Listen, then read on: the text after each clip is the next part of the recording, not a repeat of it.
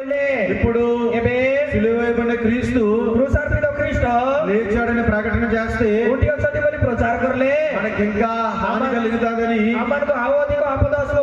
వారు ప్రకటించరు కాబట్టి స్త్రీ అయితే ధైర్యంగా ప్రకటించగలుగుతాదని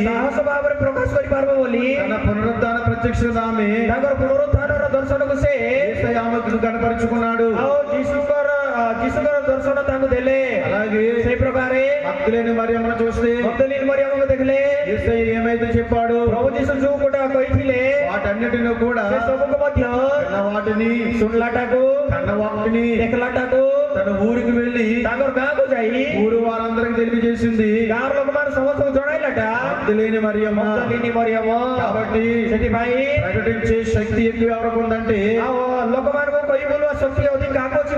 స్త్రీలైన వారికి ఉంది. ఒక భక్తుడి లాగా రాశాడు.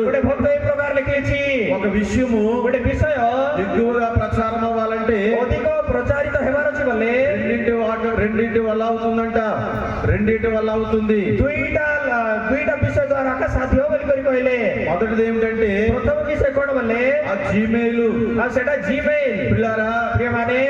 అమెరికాలో ఉన్న వ్యక్తికి ఒక వ్యక్తికి సమాచారం పంపించాలంటే సమాచారం మెయిల్ చేస్తే సెకండ్స్ వెళ్ళిపోతుంది. కాబట్టి ఎక్కువగా సమావేశమును ఎక్కువ సమయంలో దేని వల్ల పంపించవచ్చు అంటే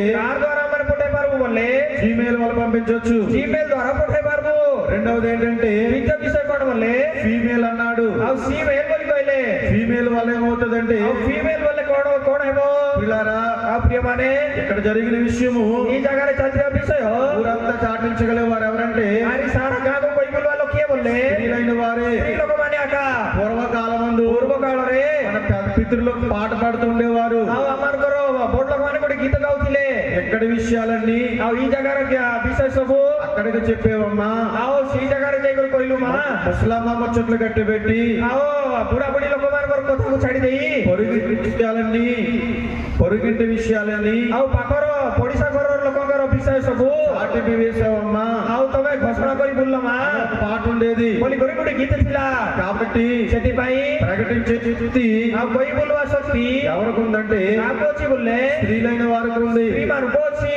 కాబట్టి ସେଥିପାଇଁ స్త్రీలైన వారు ସ୍ତ୍ରୀ ଲୋକମାନେ దేవుని కొరకు ప్రభుଙ୍କର ନିମନ୍ତେ గొప్పగా ప్రకటన చేయగలరు. ମହାନ ଭାବରେ ଘୋଷଣା କରିପାରିବେ. రెండవ పని ఏమిటనగా ଦ୍ୱିତୀୟ କାର୍ଯ୍ୟ କଣ ଅର୍ଥାତ୍ ప్రకటించే పని చేయమన్నాడు. କାର୍ଯ୍ୟ କର ବୋଲି କରି କହୁଛନ୍ତି. మనందరము కూడా ସମସ୍ତେ ମଧ୍ୟ ప్రభువు గురించి ప్రభుଙ୍କର నిମନ୍ତେ ప్రకటించే వారమై ఉండాలి. ଘୋଷଣା କରିବା ଲୋକ ହେଇଥିବାର ଅଛି. మొదటగా మనకు చేయమన్న పని ఏంటి? ସର୍ବପ୍ରଥମେ ଆମମାନଙ୍କୁ କର ବୋଲା କାମ କିଛିଟା ఎబ్బరమ కలిగి నిలబడమన్నాడు. ସୁସ୍ଥି ରହି ଠିଆ ହୁଅ ବୋଲି କରି କହିଲେ. ఎబ్బరమ కలిగి నిలబడిన తర్వాత వెళ్ళి ସୁସ୍ଥି ରହି କରି ଠିଆ ହେଲା ଉତ୍ତାରେ ଯାଇ ప్రకటించమన్నాడు. ପ୍ରକାଶ କର ବୋଲି କରି କହୁଛନ୍ତି. మూడవదిగా చూస్తే ତୃତୀୟରେ ଆମମାନେ ଦେଖିଲେ యేసుకేలు గ్రంథము పుస్తక 2వ అధ్యాయము 2 ପର୍ବ 5వ వచనము 5 పద నరపుత్రుడా మనుష్య పుత్ర నీవు ତୁମେ బ్రహ్మదండి చెట్లలోను ଗଛଲତା ମାନଙ୍କ ମଧ୍ୟରେ కొండల తప్పులలోను କଟକ ବୃକ୍ଷ ମଧ୍ୟରେ తిరుగుచున్నావు. ଭ୍ରମଣ କରୁଅଛ. తేళ్ల మధ్యను ଆଉ ସେମାନଙ୍କର ମଧ୍ୟରେ నివసించుచున్నావు. ବାସ କରୁଅଛ. ఆయనను ହେଲେ ମଧ୍ୟ ఆ జనులకు ସେ ଲୋକମାନଙ୍କୁ భయపడకము. ଭୟ କର ନାହିଁ. వారి మాటలకును ସେମାନଙ୍କର କଥାକୁ భయపడకము. ଭୟ କର ନାହିଁ. వారు తిరుగుబాటు చేయువారు. ଆଉ ସେମାନେ ବିରୁଦ୍ଧରେ ଉଠିବା ଲୋକମାନେ వారికి ସେମାନଙ୍କୁ భయపడవద్దంటున్నాడు. ଭୟ କର ନାହିଁ ବୋଲି କହୁଛନ୍ତି. పిల్లారా ମାନେ ఇక్కడ ଏଇ ଜାଗାରେ మూడవదిగా ତୃତୀୟ କଥା ప్రకటించుచున్న వారిని దేవుడు ପ୍ରକାଶ କରିବା ଲୋକମାନଙ୍କୁ ପ୍ରଭୁ భయపడొద్దంటున్నాడు. ଭୟ କର ନାହିଁ ବୋଲି କହୁଛନ୍ତି. యేసుకేలును కూడా అదే అంటున్నాడు. ఈ జగత్కు ମଧ୍ୟ ସେଇ କଥା କହୁଛନ୍ତି. నువ్వు ఏ మాత్రం భయపడవద్దు. ତମେ କିଛି ମଧ୍ୟ ଭୟ କର ନାହିଁ. భయపడకుండా వెళ్ళి చెప్పమంటున్నాడు. ଭୟ ନ କରି ଯାଇକରି ଘୋଷଣା କର ବୋଲି କହୁଛନ୍ତି. దేవుని గురించి చెప్పడానికి ପ୍ରଭୁଙ୍କର ନିମନ୍ତେ କହିବା ପାଇଁ మనం భయపడకూడదు. ଆମେ ଭୟ କରିବାର ନାହିଁ. వారు లోబడలేని వారు ఆయన ଆଉ ସେମାନେ କଥା ମାନବା ଲୋକ ହେଲେ ମଧ୍ୟ వినని వారైనప్పటికీ କଥା ନ ମାନବା ଲୋକ ହେଲେ ମଧ୍ୟ మనం భయపడకుండా ଆମେ ଭୟ ନ କରି మనం చెప్పవలసిన వారమై ఉన్నాం. ଆମମାନେ କହିବାର ଅଛି. పిల్లరా ଏମାନେ ఈ వచనములో ଏ ପଦରେ కొన్ని చెట్లు పేర్లు రాయబడ్డాయి. କେନ୍ଦ୍ର ଗଛ ମାନଙ୍କର ନାମ ଲେଖାଯାଇଛି. ఎందుకు ఆ చెట్లను ఉదహరించాడు దేవుడు అంటే କାହିଁକି ସେ ଗଛ ମାନର ନାମ ପ୍ରଭୁ ଉଦାହରଣ ଭାବରେ ଲେଖିଛନ୍ତି ବୋଲେ ఇశ్రాయేలు ప్రజల యొక్క ଇସ୍ରାଏଲ ଲୋକମାନଙ୍କର దుస్థితి ଦୁଃସ୍ଥିତି ఆ చెట్ల వలె కనబడుతూ ఉంది ସେ దేవునికి. ଗଛ ପରି ଆଘାତ ସେମାନଙ୍କୁ ଦେଖାଯାଉଛି। ఆ చెట్టు ସେ ଗଛ ఏ మూర్ఖత్వం కలిగి ఉన్నాయో ଆଉ କି ପ୍ରକାର ମୂର୍ଖତାରେ ଅଛି। దేవుని ప్రజలైన ఇశ్రాయేలు కూడా ପ୍ରଭୁଙ୍କର ଲୋକମାନେ ହେଇଥିବା ଇସ୍ରାଏଲ ଲୋକମାନେ ମଧ୍ୟ అదే మూర్ఖత్వం కలిగి ఉన్నారు. ସେହି ମୂର୍ଖତାରେ ଆଗ ଅଛନ୍ତି। వారు మూర్ఖులైనప్పటికీ కూడా ସେମାନେ ମୂର୍ଖ ହେଲେ ମଧ୍ୟ నీవు చెప్పడానికి వెనకడుగు వేయొద్దు, ତମେ କହିବାନି ମତେ ପଛଘୁଞ୍ଚା ଦିଅ ନାହିଁ, నీవు భయపడొద్దు ତମେ ଭୟ କର ନାହିଁ। అని ప్రియులారా ଏ ପ୍ରିୟମାନେ దేవుడు ପ୍ରଭୁ యేసుక్రీస్తు భక్తుడు చెప్తూ ఉన్నాడు. ନିଜେ ଭକ୍ତଙ୍କୁ କହୁଛନ୍ତି। బైబిల్ గ్రంథంలో మనం చూస్తే ବାଇବଲରେ ଆମମାନେ ଦେଖିଲେ యోబు భక్తుడు కనబడుతూ ఉన్నాడు. ଆୟୁବ ଭକ୍ତ କହୁଛନ୍ତି। యోబు భక్తుడు కూడా ଆୟୁବ ଭକ୍ତ ମଧ୍ୟ దేనికి భయపడలేదు. କୌଣସି ବିଷୟକୁ ଭୟ କରିଲେ ନାହିଁ। ఎంత కష్టం వచ్చినా, ଯେତେ କଷ୍ଟ ଆସିଲେ ମଧ୍ୟ, ఎంత నష్టం వచ్చినా, ଯେତେ ନଷ୍ଟ ଆସିଲେ ମଧ୍ୟ, ఉన్నదంతా పోయినా ପିଲାଟା ସବୁ ହରାଇଲେ ମଧ୍ୟ యోబు భయపడకుండా ଆୟୁବ ଭୟ ନ କରି ధైర్యముగా ఉన్నట్లుగా ଆଉ ସାହସ ଦେଇଥିଲା ପରି మనందరము కూడా ଆମେ ସମସ୍ତେ ମଧ୍ୟ భయపడని వారముగా ఉండాలి. ଭୟ ନ କରଲା ଲୋକ ପରି ଥିବାର ଅଛି। యేసు ప్రభువు కాలంలో చూస్తే ପ୍ରଭୁ ଯୀଶୁଙ୍କର କାଳରେ ଆମେ ଦେଖିଲେ యేసయ్యను శిష్యులను కూడా ପ୍ରଭୁ ଯୀଶୁଙ୍କ ଶିଷ୍ୟମାନେ ମଧ୍ୟ దోణి మీద ప్రయాణం వెళ్తున్న సమయమందు ନୌକାରେ ଯାତ୍ରା କରୁଥିବା ସମୟରେ ఆ సముద్రంలో ఒక గొప్ప గాలి తుఫాను చెలవేగింది. ସେ ସମୁଦ୍ରରେ ଗୋଟେ ମହାନ ତୋଫାନ ଆସିଲା। ఆ తుఫాను పరిస్థితికి ସେ ତୁଫାନର ପରିସ୍ଥିତିକୁ దోణి మునిగిపోతూ ఉంటుంటే ଡଙ୍ଗା ବୁଡି ଯାଉଥିବା ସମୟରେ శిష్యులందరూ కూడా ଶିଷ୍ୟମାନେ ସମସ୍ତେ ମଧ୍ୟ ఎంతో ప్రయత్నం చేశారు ବହୁତ ଚେଷ୍ଟା କଲେ దోణిని అద్దరికి చేర్చాలని. ଆଉ ସେ నౌకాକୁ ଆର ପାରିକୁ ପହଞ୍ଚାଇବାର ଅଛି ବୋଲି। ప్రియులారా ପ୍ରିୟମାନେ ఎంతగానో తెడ్డులతో ప్రయత్నం చేశారు, ଆଉ ସେମାନେ ଚାଟୁ ସହିତ ବହୁତ ଚେଷ୍ଟା କଲେ, కానీ దోణి మాత్రము ఒడ్డుకు వెళ్ళలేకపోతుంది. ମାତ୍ର ସେ ନୌକା କୂଳକୁ ଆସି ପାରୁନାହିଁ। భయపడిపోతున్నటువంటి ସେମାନେ ଭୟଗ୍ରସ୍ତ ହେଇଥିବା శిష్యుల దగ్గరకు వచ్చిన యేసయ్య ଶିଷ୍ୟମାନଙ୍କ ନିକଟକୁ ଆସିଥିବା ଯୀଶୁ వారిని భయపడవద్దని చెప్పి ସେମାନଙ୍କୁ ଭୟ କର ନାହିଁ ବୋଲି କହି వారిని ధైర్యపరిచాడు. ସେମାନଙ୍କୁ ସାହସ ପ୍ରଦାନ କଲେ। ఆయన నీరు నిమ్మలపరిచాడు, ଆଉ ସେ ପାଣିକୁ ସୁସ୍ଥିର କଲେ, గాలిని అణిచివేశాడు ఆయన. ଆଉ ପବନକୁ ଧମକ ଦେଲେ। కాబట్టి ସେଥିପାଇଁ మూడవదిగా వృద్ధରେ మనం చేయవలసిన పని ఏంటంటే ଆମମାନେ କରିବା କାର୍ଯ୍ୟ କଣ ବୋଲେ భయపడకూడదు. ଭୟ କରିବାର ନାହିଁ। మొదటిగా చూస్తే ପ୍ରଥମରେ ଆମେ ଦେଖିଲେ నిబ్బరమ కలిగి ఉండాలి. ସୁସ୍ଥିର ହେଇଥିବାର ଅଛି। రెండవది ଦ୍ୱିତୀୟରେ నిబ్బరమ కలిగిన తర్వాత ସୁସ୍ଥିର ହେଲା ଉତ୍ତାରେ ప్రకటన చెయ్యాలి. ଘୋଷଣା କରିବାର ଅଛି। ప్రకటన చేస్తున్న వారు ఏముండకూడదంటే ଘୋଷଣା କରିବା ଲୋକମାନଙ୍କ ଭିତରେ କଣ ଥିବାର ନାହିଁ ବୋଲେ భయం అనేది ఉండకూడదు. ଭୟ ବର୍ବଡ଼ ଥିବାର ନାହିଁ। దైవజనుడు రాశారు కదా, ଭକ୍ତ ଦେବଦାସ ଲେଖିଛନ୍ତି ନେଇକି భయపడరాదు ଭୟ କର ନାହିଁ। క్రీస్తు విశ్వాసి, ଖ୍ରୀଷ୍ଟ ବିଶ୍ୱାସୀ భయపడరాదు ଭୟ କର ନାହିଁ, దిగులు పడరాదు సుమి. ତମେ ଚିନ୍ତା କର ନାହିଁ। కాబట్టి ସେଥିପାଇଁ దేవుని బట్టి మనము ପରବର୍ତ୍ତର ଲାଗି ଆମେ ମାନେ ధైర్యముగా ఉండవలసిన వారమై ఉన్నాం. ସାହସ ଭାବରେ ଥିବାର ଅଛି। నాలుగవదిగా చూస్తే ଚତୁର୍ଥରେ ଆମେ ଦେଖିଲେ 2వ అధ్యాయము 2 ପର୍ବ యేసుకేలు గ్రంథము ଇଞ୍ଜିଲ ପୁସ୍ତକ 2వ అధ్యాయము 2 ପର୍ବ 8వ వచనము. ଆମର 8 ପଦ నరపుత్రుడా, ଏ ମନୁଷ୍ୟ పుତ୍ର వారు తిరుగుబాటు ଆଉ ତାଙ୍କର ବିରୁଦ୍ଧତା చేసినట్లు ବିରୋଧ କଲେ నీవు చేయక ତମେ ନ କରି నేను నీతో చెప్పు మాటలను ଓ ତମମାନଙ୍କୁ ଯାହା କିଛି କହୁଅଛି విని ସେ କଥା ଶୁଣି నోరు తెరచి ଆଉ ମୁଖ ଫିଟାଇ నేనిచ్చు ମୁଁ ଦେବା దానిని ଦେବାଟାକୁ భుజించమనెను. ଭୋଜନ କର। ప్రియులారా, ପ୍ରିୟମାନେ నాలుగో పని ఏంటంటే ଚତୁର୍ଥ କାର୍ଯ୍ୟ କଣ ବୋଲେ నేనిచ్చిన దానిని నీవు ମୁଁ ଯାହା ଦେବି ତାହା భుజించాలంటూ ఉన్నాడు. ଭୋଜନ କରିବାର ଅଛି। ପୁଣି 3వ అధ్యాయము ତୃତୀୟ ପର୍ବ ప్రియులారా, ପ୍ରିୟମାନେ మనం చూసినట్లయితే మొదటి వచనములో ଆମମାନେ ଦେଖିବାକୁ ଗଲେ 1 ପଦରେ మరియు ఆయన నాతో ఇలాగ సెలవిచ్చెను, ଅନନ୍ତର ସେ ମତେ କହିଲେ నరపుత్రుడా, ଏ మనుష్య ସନ୍ତାନ నీవు కనబడిన దానిని ଆଉ ତୁମ ନିକଟରେ ଯାହା ଉପସ୍ଥିତ భక్షించుము. ତାହା ଭୋଜନ କର। ఈ గ్రంథమును ଆଉ ଏ ପୁସ୍ତକକୁ భక్షించి ତମେ ଭୋଜନ କରି ఇశ్రాయేలు దగ్గరకు పోయి ଇସ୍ରାଏଲ ବଂଶ ସହିତ ଯାଇ వారికి ସେମାନଙ୍କୁ ప్రకటింపమంటూ ఉన్నాడు. କଥା କହ ବୋଲି କହୁଛନ୍ତି। దేనిని భక్షించమంటున్నాడు దేవుడు? କଣ ଭୋଜନ କର ବୋଲି କହୁଛନ୍ତି? దేవుని యొక్క వాక్యాన్ని, ଈଶ୍ୱରଙ୍କର ବାକ୍ୟକୁ, దేవుని గ్రంథాన్ని భుజించమంటున్నాడు. ଈଶ୍ୱରଙ୍କର ଗ୍ରନ୍ଥକୁ ଭୋଜନ କର ବୋଲି କହୁଛନ୍ତି। 3వ అధ్యాయము ତୃତୀୟ ପର୍ବ 3వ వచనంలో చూసినట్లయితే 3 ପଦରେ ଦେଖିଲେ అక్కడ కూడా అదే మాట కనబడుతుంది. ସେ ଜାଗାରେ ମଧ୍ୟ ସେ କଥା ଦେଖାଯାଉଛି। నరపుత్రుడా, ଏ ମନୁଷ୍ୟ ପୁତ୍ର నేనిచ్చుచున్న ମୁଁ ଦେବା ఈ గ్రంథమును এই పుస్తకకు ఆహారముగా తీసుకుని ତମେ ଭୋଜନ ଭାବରେ ନେଇ దానితో నీ కడుపు నింపుకొనమని ତାହା ସହିତ ତମର ପେଟକୁ ପୁରାଅ ବୋଲି నాతో సెలవయ్యగా ମତେ ଯେତେବେଳେ କୁହାଗଲା నేను దాన్ని ମୁଁ ତାହା భక్షించితిని ଭୋଜନ କଲି అది నా నోటికి ଆଉ ତାହା ମୋ తేనె వలె ମୁଖକୁ మధు సదృଶ మధురముగా నుండినంటున్నాడు. ମିଷ୍ଟ ଲାଗଲା ବୋଲି କରି କହୁଅଛି। నాలుగో పని ఏంటంటే ଚତୁର୍ଥ କାର୍ଯ୍ୟ କଣ ବୋଲେ దేవుని గ్రంథం అంతటిని మనం పూజించాలి. ପ୍ରଭୁଙ୍କର ଗ୍ରନ୍ଥକୁ ଆମେ ଭୋଜନ କରିବାର ଅଛି। ఆయన వాక్యము ତାଙ୍କର ବାକ୍ୟ జుట్టు తేనె దారాల కంటే ଆଉ ମଧୁ ଚାକ ଠାରୁ మధురమైనది కాబట్టి ମିଷ୍ଟ ଅଟେ। ଏଥିପାଇଁ ఆయన వాక్యాన్ని మనం భుజిస్తే ଆଉ ତାଙ୍କର ବାକ୍ୟକୁ ଆମେ ଭୋଜନ କଲେ మధురమైన స్థితి దేవుడు మనకి ఇస్తానంటున్నాడు. ମିଷ୍ଟତମ ସ୍ଥିତି ଆମକୁ ଦେବେ ବୋଲି ପ୍ରଭୁ କହୁଛନ୍ତି। అలాగే ସେଇ ପ୍ରକାରେ కన్నీటి ప్రవక్త అయినటువంటి ଅଶ୍ରୁ ଜଳ ବୋହିଥିବା ଭବିଷ୍ୟତ ହେଇଥିବା ఇర్మియా భక్తుడు సెలవిచ్చుచున్న మాట ଜିରିମିଆ ଭକ୍ତ କହିବା କଥା। ఇర్మియా గ్రంథము ଜିରିମିଆ పుస్తକ 15వ అధ్యాయము 15 ପର୍ବ 16వ వచనంలో మనం చూస్తే ଆଉ 16 ପଦକୁ ଆମେ ଦେଖିଲେ ఆయన మాటలు నాకు దొరకగా ଆଉ ତାଙ୍କର କଥା ମୁଁ ଯେତେବେଳେ ପାଇଲି నేను వాటిని ମୁଁ ସେଇ ସବୁକୁ భుజించితనంటూ ఉన్నాడు. ଭୋଜନ କଲି ବୋଲି କହୁଛନ୍ତି। దేవుని మాటలు మనకు ఇప్పుడు దొరుకుతున్నాయి. ପ୍ରଭୁଙ୍କର କଥା ଆମମାନଙ୍କୁ ଏବେ ମିଳୁଛି। దొరుకుతున్నప్పుడు వాటిని మనం భుజించాలి. ମିଳିବା ସମୟରେ ଆମର ତାହା ଖାଇବାର ଅଛି। రాబోయే దినాల్లో ଆଗାମୀ ଦିନ ମାନଙ୍କରେ దేవుని వాక్యము కొదువైపోతాది. ପ୍ରଭୁଙ୍କର ବାକ୍ୟର ଅଭାବ ହେବ। దేవుని వాక్యము వినబడదు. ପ୍ରଭୁଙ୍କର ବାକ୍ୟ ଶୁଭାଯିବ ନାହିଁ। వినబడుచున్న సమయములోనే ଶୁଭାଯିବା ସମୟରେ ఆయన వాక్యాన్ని అందుకొని ତାଙ୍କର ବାକ୍ୟକୁ ଗ୍ରହଣ କରି వాటిని మనం భుజించుకొని ସେ ସବୁକୁ ଆମେ ଭୋଜନ କରି మన శరీరానికి ଆମମାନଙ୍କର ଶରୀରକୁ ఆత్మకు ଆମମାନଙ୍କର ଆତ୍ମାକୁ బలము చేకూర్చుకోవలసిన వారమై ఉన్నాం. ଆମେ ବଳ ପ୍ରାପ୍ତ କରିବାର ଅଛି। యేసుక్రీస్తు భక్తుడును ఈ ଜୀବନ ଭକ୍ତ దేవుడు చేయమన్నటువంటి ପ୍ରଭୁ କର ବୋଲି କହିଥିବା କଥା। నాలుగో పని ఏమిటంటే ଚତୁର୍ଥ କାର୍ଯ୍ୟ କଣ ବୋଲେ నువ్వు భుజించాలంటూ ఉన్నాడు. ତମେ ଭୋଜନ କର ବୋଲି କହୁଛନ୍ତି। అలాగే ସେଇ ପ୍ରକାରେ అందరిని కూడా ଆମ ସମସ୍ତଙ୍କୁ ମଧ୍ୟ ఆయన వాక్యాన్ని భుజించమంటున్నాడు. ତାଙ୍କର ବାକ୍ୟକୁ ଭୋଜନ କର ବୋଲି କହୁଛନ୍ତି। దాన్ని భక్షించమంటున్నాడు. ସେଇଟାକୁ ଭୋଜନ କର ବୋଲି କହୁଛନ୍ତି। ఆయన వాక్యముతో ତାଙ୍କର ବାକ୍ୟ ସହିତ మన హృదయాన్ని నింపుకోమంటున్నాడు. ଆମଙ୍କ ହୃଦୟକୁ ପୂର୍ଣ୍ଣ କର ବୋଲି କହୁଛନ୍ତି। మన హృదయం అంతా కూడా ଆମଙ୍କ ହୃଦୟ ସବୁ ମଧ୍ୟ ఆయన వాక్యంతో నింపబడినప్పుడు ତାଙ୍କର ବାକ୍ୟ ସହିତ ଯେତେବେଳେ ପରିପୂର୍ଣ୍ଣ ହେବ లోకములో ఏది మన ఎద్దకు రాదు. ଜଗତର କୌଣସି ବିଷୟ ଆମମାନଙ୍କ ନିକଟକୁ ଆସିପାରିବ ନାହିଁ। దేవదాసయ్య గారు ଦେବଦାସ ପିତା చెప్పిన మాట ఏంటంటే ଆଉ କହିଥିବା କଥା କଣ ବୋଲେ వాక్యాహారము తినని ఎడల ବାକ୍ୟ ଆହାର ଭୋଜନ ନ କଲେ ఫలమాత్మ గట్లు లభించును. ଆତ୍ମାକୁ ବଳ କି ପ୍ରକାରେ ଆସିବ। కాబట్టి ସେଥିପାଇଁ దేవుని వాక్యము తింటేనే ପ୍ରଭୁଙ୍କର ଆହାର ବାକ୍ୟ ଭୋଜନ କଲେ ହିଁ మన ఆత్మకు బలం కలుగుతుంది. ଆମମାନଙ୍କର ଆତ୍ମାକୁ ବଳ ମିଳିବ।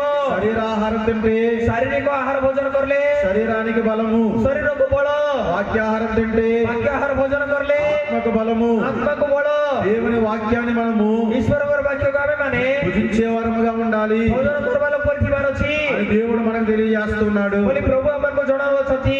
ఐదవ పని ఏమిటంటే ପଞ୍ଚମ କାର୍ଯ୍ୟ କଣ ବୋଲେ 3వ అధ్యాయము ତୃତୀୟ ପର୍ବ 17వ వచనము 17 ପଦ నరపుత్రుడా ଏ ମନୁଷ୍ୟ ପୁତ୍ର ఇశ్రాయేలులకు ଇସ୍ରାଏଲ ଲୋକମାନଙ୍କୁ కావలుగా నేను నిన్ను ଆଉ ଜଗଳିଲ ପରି నియమించి ఉన్నాను. ମୁଁ ତମକୁ ମନୋନୀତ କରିଛି। కాబట్టి నీవు ଏଥିପାଇଁ ତୁମେ నా నోటి మాట ఆలకించి ମୋର ମୁଖର କଥା ଶୁଣି నేను చెప్పిన దానిని బట్టి ମୁଁ କହିଲା ଅନୁସାରେ వారిని ସେମାନଙ୍କୁ హెచ్చరిక చేయమంటున్నాడు. ତମେ ଧମକ ଦିଅ ବୋଲି କହୁଛନ୍ତି।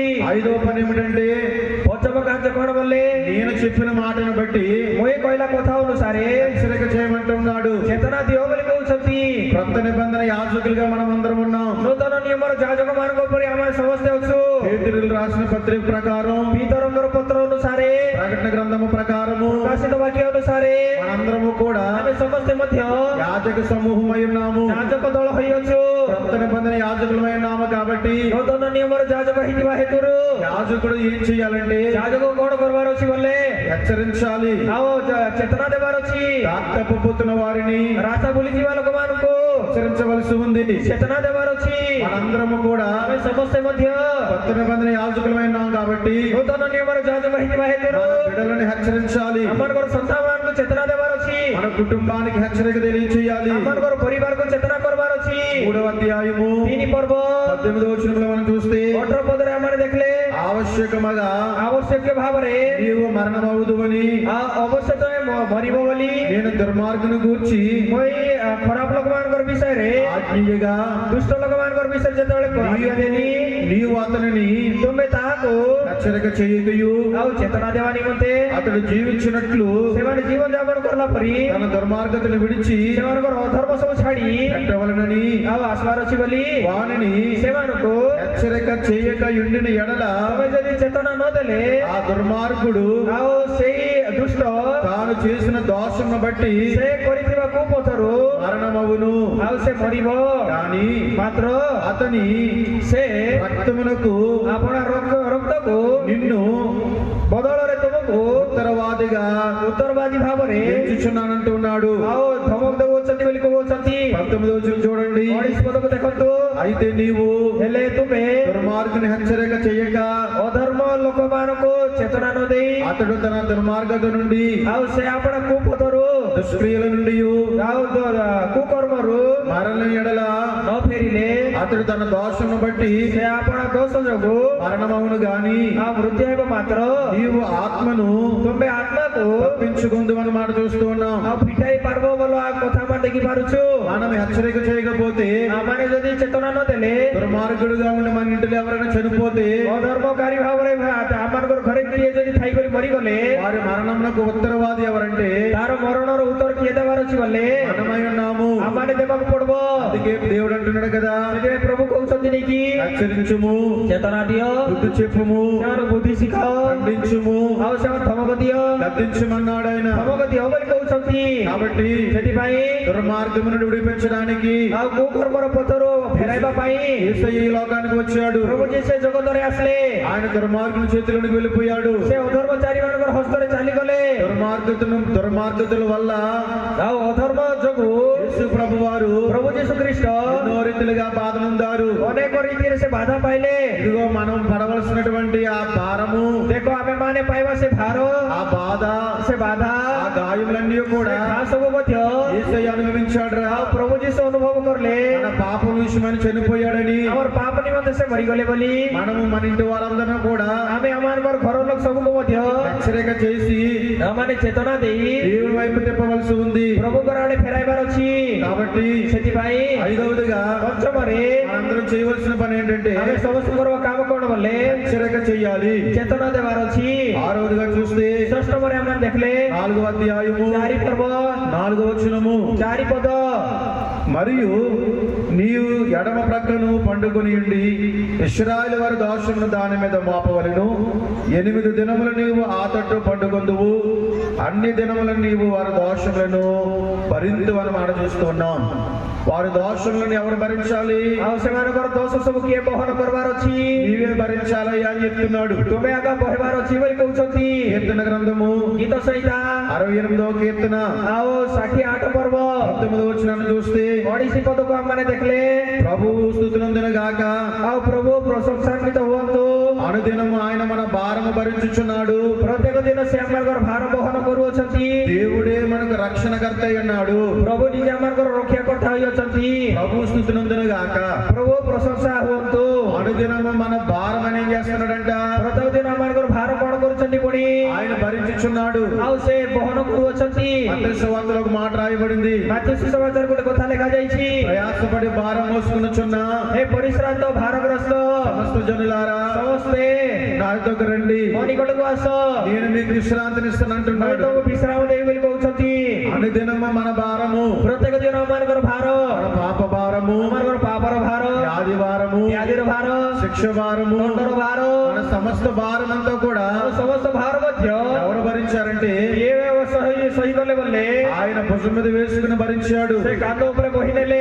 ప్రియారా, ପ୍ରିୟମାନେ, కొరింథీయులకు రాసినటువంటి పత్రిక కొరింథీ మండలికి ଲେଖିଥିବା ପତ୍ର మొదటి పత్రిక ପ୍ରଥମ ପତ୍ର 9వ అధ్యాయము 9 ପର୍ବ 16వ వచనాన్ని మనం చూస్తే 16 ପଦକୁ ଆମେ ଦେଖିଲେ పౌలు గారు చెప్తున్నటువంటి మాట పౌలు భక్ତ କହିବା କଥା చూడండి. ଦେଖନ୍ତୁ, మరియు କାରଣ పని చేయక କାମ ନ କରି ఒక మారు మరియు పని చేయకుండాకును କାମ ନ କରିବା ନିମନ୍ତେ నేను ମୁଁ బర్నబాకు మాత్రమే ବର୍ଣ୍ଣବାକୁ କେବଳ అధికారం లేని వారుమా ଅଧିକାର ନଦେଲା ଲକି అని మాట ఆయన అంటూ ఉన్నాడు. କହିବା କଥା ମାନେ ଦେଖିପାରିବୁ।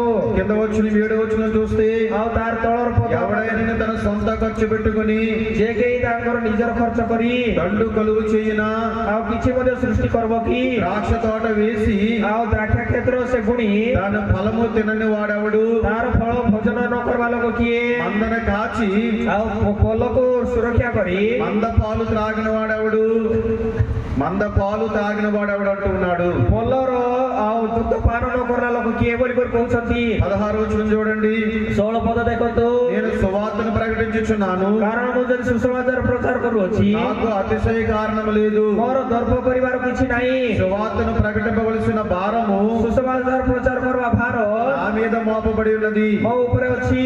అయ్యో, ଓହୋ, నేను సువార్తను ମୋ ସୁସମାଚାର ప్రకటింపకపోయినడలా ପ୍ରଚାର ନ କରିଲେ నాకు శ్రమ. ମୋତେ କ୍ଲେଶ। సువార్త ప్రకటించవలసిన భారము ସୁସମାଚାର ପ୍ରଚାର କରିବା ଭାର నా మీద మోపబడింది అంటూ ఉన్నాడు. ମୋ ଉପରେ ଛୁଆଯାଇ